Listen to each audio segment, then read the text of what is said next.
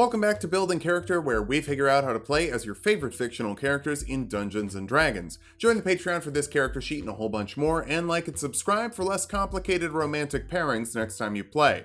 Maybe. Today we're building Selene from the Underworld movies, which is just edgier Twilight, so I know just as many people are gonna be mad at me for making this as when I made the Twilight video. Unless their only issue with Twilight is that it's aimed at young women, but that would be ridiculous. Almost as ridiculous as these movies are.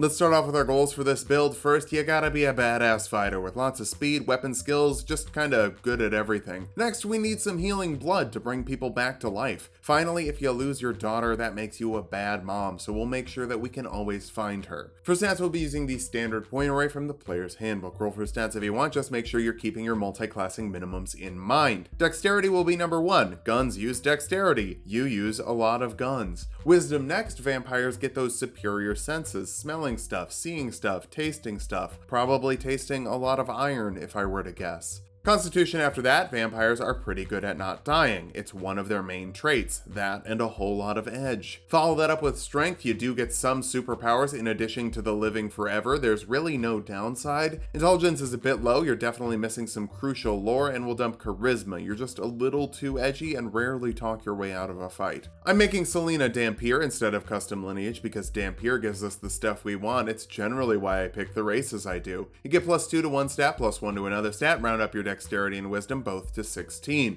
You get 60 feet of dark vision, spider climb to move up walls, and at level 3 you can even hang from ceilings. I'm mentioning it now so I don't forget it later. Your vampiric bite lets you make a simple melee attack with your fangs that uses your constitution modifier for attack and damage rolls with a d4 damage die. You can also restore an amount of HP equal to the damage or add the damage to an ability check an amount of times per day equal to your proficiency bonus. This already doesn't suck, but it'll suck even less later. Or I guess it will suck more.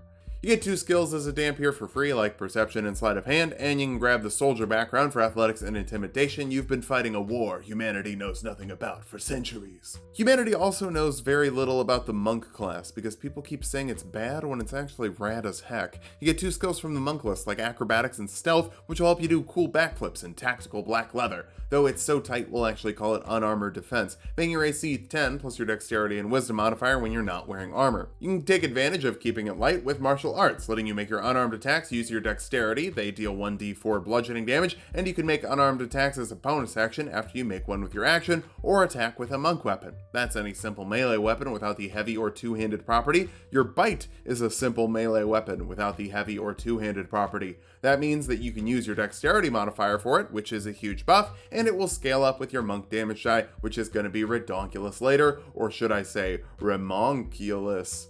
I probably shouldn't. Second level monks get more remonculous with key points they can use to do cool vampire stuff like Step of the Wind, letting you dash or disengage with a bonus action, and double your jump distance. No wires in sight, that's totally what a person looks like when they jump. Patient Defense lets you dodge as a bonus action so humans can't hit you with their pathetic human weapons. Flurry of Blows lets you make 2 unarmed strikes instead of 1 with your bonus action. Weird note, your bite is not an unarmed attack, it's a weapon attack. That lets you do the monk weapon cheese, but stops you from doing the bite flurry of blows that a lizard folk would do. Maybe we'll get an Underworld sequel where they have to fight were-crocodiles at some point. I'd buy a ticket. If you don't like spending resources, don't worry. Monks also get unarmored movement to make you faster while you're not wearing armor. No key points required. Third level monks get to deflect missiles, letting you reduce damage from incoming ranged attacks by 1d10 plus your dexterity modifier and monk level as a reaction, and you can even throw the ammo back if you drop it to 0 and spend a key point. Girl takes shotgun blasts to the tummy and just shrugs it off. It's gotta be silver or nothing. You can also choose a monastic tradition. Kensei monks are the best monks when you want your monk to go to war with the occult. You can pick 1 ranged and 1 melee weapon to become Kensei weapons. As long as they aren't heavy or special, you can pick them up. That means guns if your DM is cool with guns in their setting, or hand crossbows if they're not. With that, you can make a Kensei shot, spending a bonus action to add a d4 of damage to your ranged weapon attacks with Kensei weapons for the round. Agile Parry lets you defend yourself with a melee Kensei weapon, adding 2 to your AC while you're holding 1 and making an unarmed attack as part of your action. Your bite can be a Kensei weapon. I think you're holding it. Otherwise, a knife is fine. If you choose a dagger for your melee Kensei weapon, you can still throw it for some of those vampire shuriken things you use. 4th level monks get an ability score improvement. Pump your dexterity right away for the best shooting you can do. Hopefully you can find some silver ammunition soon. No matter how accurate you are, lead just won't cut it on the magical beasties. You also get slow fall, letting you reduce falling damage by up to 5 times your monk level as a reaction. Selene jumps off of skyscrapers in just about every Underworld movie. Maybe she's afraid of elevators, you know? 5th level monks get an extra attack, letting you make 2 attacks instead of 1 with your action, and add some more unarmed attacks as a bonus action. Your monk die also bumps up to a d6, so you'll punch harder and bite harder. The harder you bite, the bigger the bonuses are from the piercing damage. We'll keep pushing that piercing damage higher and higher. There's also Stunning Strike, letting you force a Constitution saving throw on a creature you hit with a weapon attack, stunning them until the end of your next turn if they fail, giving you and your allies advantage on follow-up attacks. That means more potential crits, which means bigger bonuses from your bites.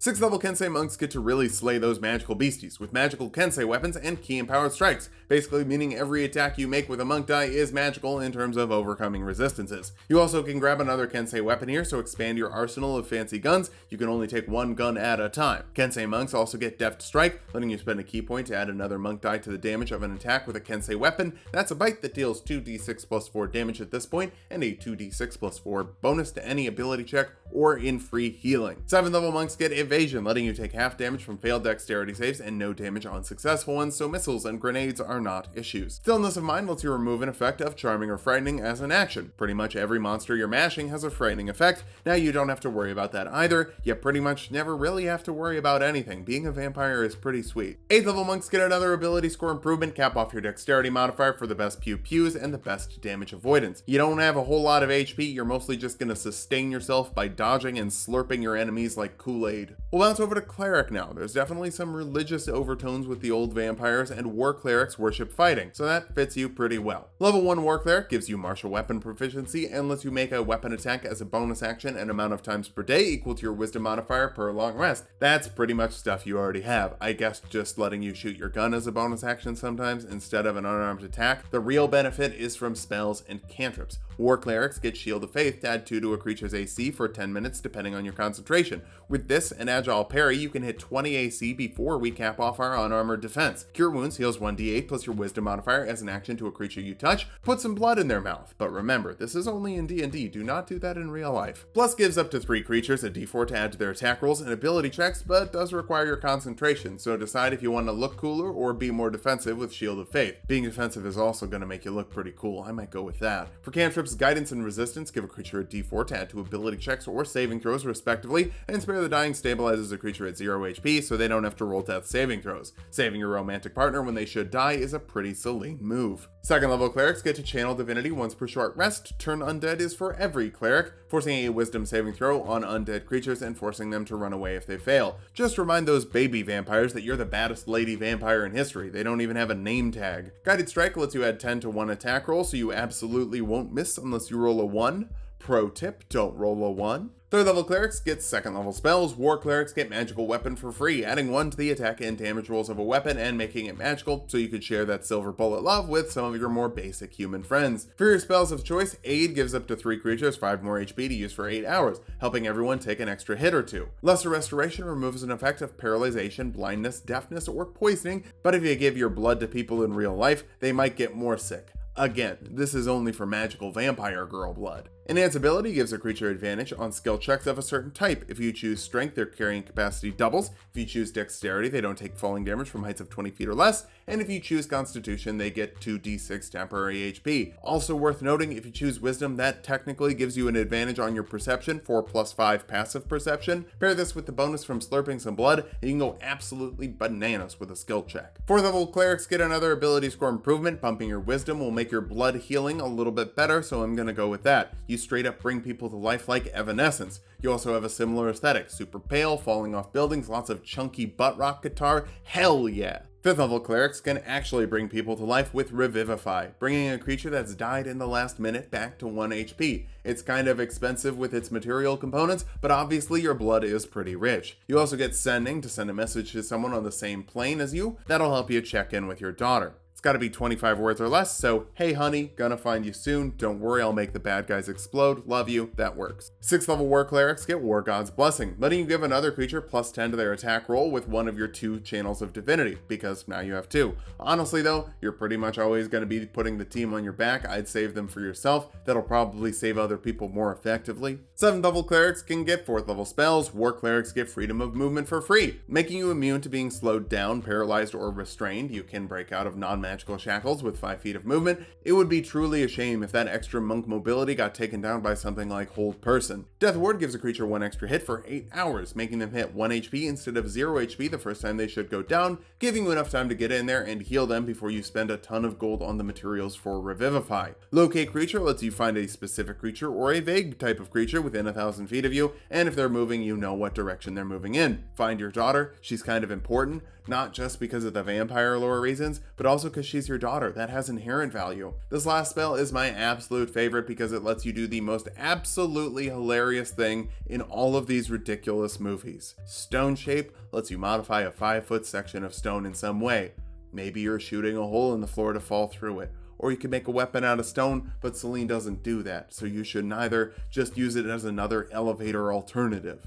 8th level clerics get another ability score improvement, cap off your wisdom modifier for maximum dodging abilities. With Shield of Faith up and Agile Parry, you're rocking 24 AC, which is bonkers. You also get Divine Strike, letting you add a D8 of damage to 1 weapon attack per round of the weapon's type. So that's just a free extra D8 for your bite attacks for an extra D8 of healing or ability check bonusing. We'll bounce back over to Monk now for unarmored movement improvement, letting you move over water when you're not wearing armor as long as you end your turn somewhere solid. You can already climb walls. The reason we came back to Monk will be clear soon. 10th level monks get Purity of Body, making you immune to poison damage and the poison condition. Now you don't have to worry about drinking anyone else's blood. I mean, you already didn't, but now you can do that even less. 11th level Kensei monks get to Sharpen the Blade, adding an extra 1 to the attack and damage rolls of a Kensei weapon by spending a key point, up to +3, and your monk die bumps up to a D8. So with a Deft Strike, Divine Strike, and fully sharpened teeth, that's a bite that deals 3d8 plus 8 piercing damage, and either a bonus of 3d8 plus 8 to a skill check, or some extra healing.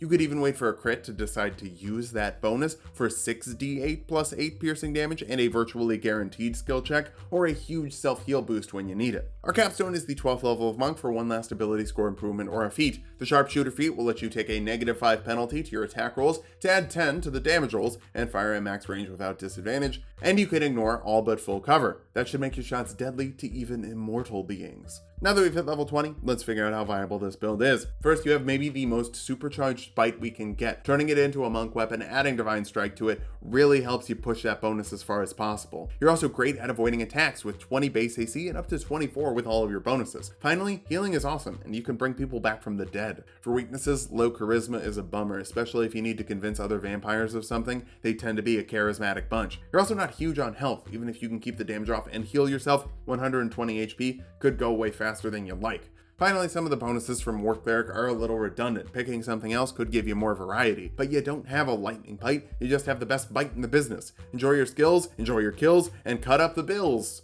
Nye. Just watch out for swarms of vampires, or your immortal life could end early. Thanks for watching. If you liked the video, subscribe for more. We make 2 videos every week. Join the Patreon for this character sheet and a whole bunch more, and sub to Tulok and Mango for more Tulok fun.